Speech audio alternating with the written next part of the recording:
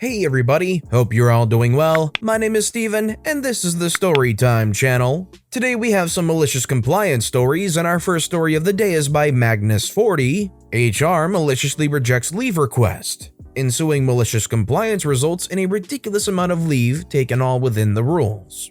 I work in a UK company that has a very good leave policy. I get 27 days annual leave, and I can also build up flexi-time and take up to 2 flexi days off per month. In addition, due to a screw-up in HR, I am allowed to float all my public holidays. I was moved to a joint venture company for tax and legal purposes, and when they took me back into the parent company, they just adopted my contract from that company instead of getting me to sign a new one. One day, I put in a leave request for 3 leave days and 2 flexi days.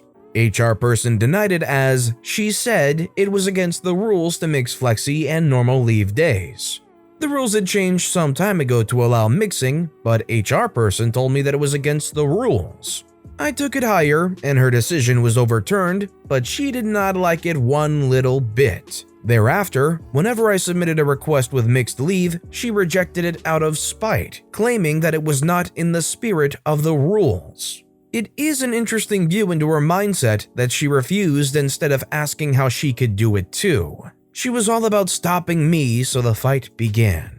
Easter was coming up, and I was due to take 2 weeks off. The middle Friday of my holiday was also the end of my leave month, and the Monday started a new month. So I put in for 2 public holidays carried over from Christmas, 2 flexi days, and a Good Friday public holiday, and since the second week was a new leave month, I used another 2 days of flexi, plus the public holiday Easter Monday, and 1 day of public holiday from the start of the year. So my 14 days holiday in the sun cost me a single Friday, which is 5 hours of leave time. She went ballistic, but could do nothing despite trying to find any way to stop the request. As a direct result of her trying to stop me, I now make a point of building up and using as much flexi leave as I can just to see her pretending to smile as I hand in my request to her directly every single time. She grits her teeth so much, I expect her to break a jaw. In 2019, I peaked and managed to get almost 60 days of leave, all thanks to her. Maybe I should thank her. If somebody tried to screw you out of taking your leave, in the future, would you do exactly what OP does and seek them out personally so you can see the joy on their face when you hand in this total, in their opinion, abuse of the holiday system? Let me know in the comments down below. Our next story is by Zeus27. Won't let me carry over 1 day? See you in 2.5 months. I worked for a US network news company and was on staff, so I had a nice benefit of time off days and vacation. Because of the nature of the work, we didn't get bank holidays off. Instead, they gave us floating holidays to use whenever we wanted. With approval, of course. We were only allowed to carry over a max of 5 unused vacation/personal days to the next year, as long as they were used in the first 3 months of the new year. This is the rub. As you can imagine, vacation time use becomes highly in demand around the Christmas holidays. We have to put in for them in September to get the days off. The news is 24/7 and needs staff coverage. I typically didn't use much time throughout the year, so I would take the week or so between Christmas through after the New Year. This particular year, I had 7 unused days, and I was already off from December 24th through January 2nd. HR reminded me that I can only carry over 5 of those 7 days. I asked if I can use them on December 22nd and 23rd. No, which I understood it was too late to find a replacement for me. As I was already off the rest of the year, there wasn't another 2 days to take off before the new year began. So I asked for a one-time exception to carry over the extra 2 days, and I would extend my little Christmas break 2 days into the next year to show that I would use them ASAP. No, the rules state. Okay, here comes the malicious compliance. I went back to look at the policies, and since the new year didn't have any restrictions on vacation usage, like the December time has, all I had to do was give at least 2 weeks notice. I added up my 5 carryover days, vacation and floating holidays, as well as all my overtime that I built up, and put a request in the next day. All of this time meant I would leave on December 23rd and not return to work until the last week of February. The next day, I handed in my request, and since this person now had to schedule my replacement for the next 2.5 months, and they had to pay me, I was on staff. She was not happy. About an hour later, I got a call from the HR supervisor. I got my 2 extra carryover days. If I was putting in all this time, all these hours, and it came down to 2 extra days off, which OP was promising they would use immediately, they should try and be hospitable to their staff and work with them a little bit. Not give them that BS "we don't care about you." No, the rules state. I guess it sets a bad precedent. I get that, but it just kind of rubs me the wrong way, and I don't blame OP for what they did. This next story is by TDLM40. Tell me I am taking too many breaks, and my breaks need to be 2 15-minute breaks and 1 hour-long break? Okay, gotcha, boss. I was working as a temp for a company, and the women in my area were horrible. Catty as all heck. They started picking on everything I did because I was making them look bad with the sheer amount of work I was doing. So they figured they would find reasons to get me in trouble. I smoked, so I would run out at convenient times during my workday for a quick puff, and I would only take a half hour for lunch just to eat. They told my immediate supervisor that I was taking too many breaks. I was reminded by my supervisor of labor laws and how I get 2 15-minute breaks and an hour for lunch. I always keep track of all breaks in a notepad, time out, time in, and I never came close to an hour and a half of breaks before, including bathroom breaks. I told my immediate supervisor this, and he said, "You need to follow the rules, but be sure to make use of your notepad." Here comes the good part. This job involved all customs paperwork for aircraft parts for military planes that were being fixed. There was never a good 15 minutes or an hour to leave the desk. There was always a call, always an emergency, always paperwork that needed to be done. But I started going for my breaks like a good girl. 2 breaks, exactly 15 minutes in length, and 1 60-minute lunch. Lo and behold, the other 2 started complaining because they couldn't handle the pace of their job plus mine. I did it when they would go on breaks just fine. I ended up leaving that job right before they lost their jobs. If I found myself in OP's shoes here and these ladies were always constantly complaining about me taking breaks, trying to essentially micromanage me through the use of complaining to the supervisor, I would take so much satisfaction in taking my breaks, knowing I'm leaving them to just sit there and flounder. I bet OP felt a little bit of joy finding out they lost their jobs after they left because, surprise, they couldn't do it. Our next story is by Catacombs 3, turning a crisis into a catastrophe. I took a job working in a specific industry. It wasn't rocket science. Anyone with decent research or interview skills could do it, but the industry demanded a certain format for the information and for the end product to be marketable. Each project had to be completed in a certain time frame and meet certain benchmarks.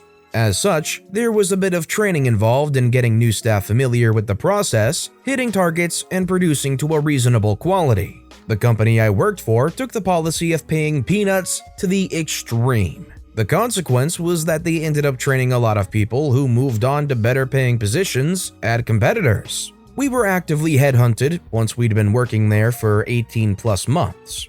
Instead of doing the sensible thing and offering pay increases or retention bonuses, the MD liked to lecture us about loyalty and not biting the hand that feeds you whilst telling us we were losers who were lucky to be employed. Shockingly, this did not have the desired effect of increasing morale or loyalty. All the best staff were siphoned off by competitors, leaving the dead wood and the hopelessly naive. That would be me, who thought that their hard work and perseverance would eventually be rewarded with pay increases and promotion.